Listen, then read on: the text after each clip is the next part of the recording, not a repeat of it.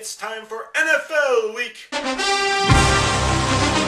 I actually want to make politics into this as well. I have a question.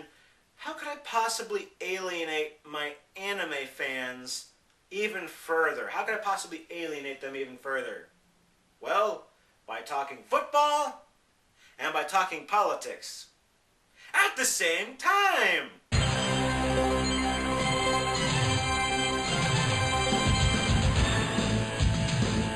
This week I want to do something really special.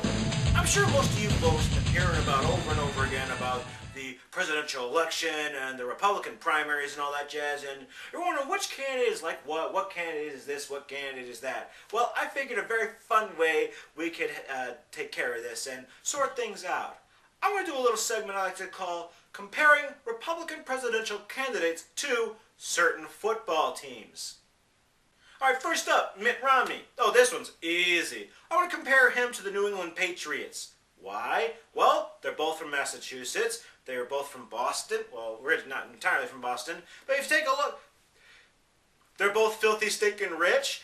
And if you take a closer look at the mascot, take a look. The Patriots logo looks just like Romney. But there's also something else, too. The Patriots have won a whole bunch of Super Bowls. And it was just so refreshing to finally see different teams in the Super Bowl for a change. The Republicans, they do not want Romney because they feel that he'll be another Bob Dole or another McCain or whatever. And they're just saying to themselves, haven't we been here before?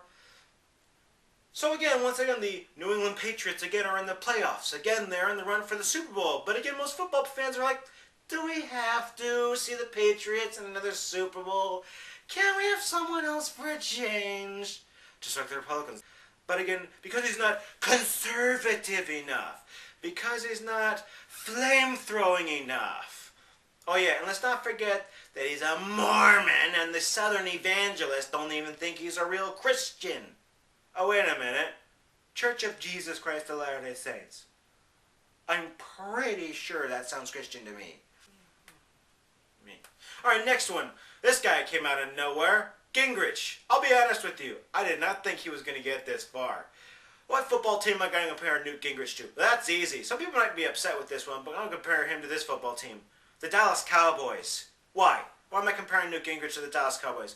Very simply, because both of these were a force to be reckoned with in the 90s. And then, no one's really given a shit about them in the 2000s. But then, the Dallas Cowboys got off to such a rocky start. They got off to a rocky start last year, and they got off to a rocky start this year. Gingrich, he was polling at like 1 or 5% last summer. I'm also going to compare Newt Gingrich to the San Francisco 49ers. Why the San Francisco 49ers? Because they made it to the playoffs, they got very far, were only one more game away from the Super Bowl, and they blew it. They dropped the ball. You had that incident. They kept fumbling and screwing up, just like Gingrich fumbled and screwed up in Florida. Okay, my next pick, Rick Santorum. Rick Santorum, definitely know what football team to compare him to. The Denver Broncos, not the Boise State Broncos, the Denver Broncos. Why? Rick Santorum is a social issue, one of them social issue conservatives, or as I like to call him, a social issue suck-up. He's very big on morality. He spent a whole time during the debates talking about contraceptives and whatnot. Very religious conservative. Hello, Tim Tebow. Yes, he's the Tim Tebow of the presidential candidates. Nobody expected either of these guys to get very far. Just like how the Denver Broncos, I can't believe they beat the Pittsburgh Steelers. And just like I can't believe Rick Santorum won Iowa. I did not see either of those things coming. And on one hand, just when I started to root for Tim Tebow, he just gets clobbered by the Patriots. And just when I was wanting to find more interesting things about Rick Santorum, once again, he's at the bottom of the polls. You might be surprised by which football team I'm going to compare Michelle Bachmann to. I am going to compare her to the New York Jets. Yeah, I know, you'd think I compare her to the Minnesota Vikings, because she's from Minnesota. But I'm actually going to compare her to the Jets. Why? Because like Rex Ryan, she's got a really big mouth. She and Rex Ryan say stupid things from time to time, but damn it, it's so fun and entertaining to watch. Just like Michelle. Just like the Jets, Michelle Bachmann got off to such a roaring start. She won the August Iowa straw poll, just like the Jets got off to a 2-0 start, and they looked like again that they were going to be in the playoffs. And then they just blew it in October and November. And now, they're just a pathetic mess, both of them, the Jets and Michelle Bachmann. What can you do? And last but not least, before I get to the president, in fact, for the record, this is the whole reason why I'm even doing this. Last, and most certainly not least, Ron Paul. What football team do I compare Ron Paul to? Well, that one's easy. The Oakland Raiders. Well, first of all, he kind of looks like the Oakland Raiders logo. Seriously, go ahead, put a little eye thing in front of Ron Paul. Okay, anyway. What do Ron Paul and the Oakland Raiders got in common? Well, they're both rogues. They're both rebels. They're both in your face and make you feel very uncomfortable. But damn it, man, for some weird reason, I'm sort of kind of rooting for the Oakland Raiders. It's really weird. The Raiders team, I like them because I picked them a lot of times this year, and they ended up winning, and I got double points for it. Kind of like Ron Paul. I like what he says here and there. I really think he is a reformer here. Here's the problem. Just like the Oakland Raiders, I kind of like the Raiders. Raiders fans, on the other hand, Raiders fans are, they're just so immature, in-your-face rioting. Just like Ron Paul supporters. Ron Paul supporters. Go ahead, type it up. Ron Paul, Ron Paul, Ron Paul, Ron Paul, Ron Paul, Ron Paul, Ron Paul, Ron Paul. Try having a conversation with Ron Paul supporter. Hey, why should I vote for Ron Paul? Well, he set the dollar back to the gold standard. I like it. Well, if you vote for Ron Paul, he'll severely reduce the deficit. He'll cut $1 trillion in the first year. Hey, I like. Pull all troops out of the Middle East. Okay, we're good. He wants to get the dollar back to the gold standard. All right, I like. And 9/11 was an inside job. All right, And the Jews, it's the Jews' fault for everything. The Jews and the Jews. I'm sorry. Am I talking to Mel Gibson here? And the lizard people. On 2012, the lizard people are going to come up and wipe us all out. And only Ron Paul will save us. Okay, goodbye, crazy person. Okay, Ron Paul, I like. His supporters, cuckoo.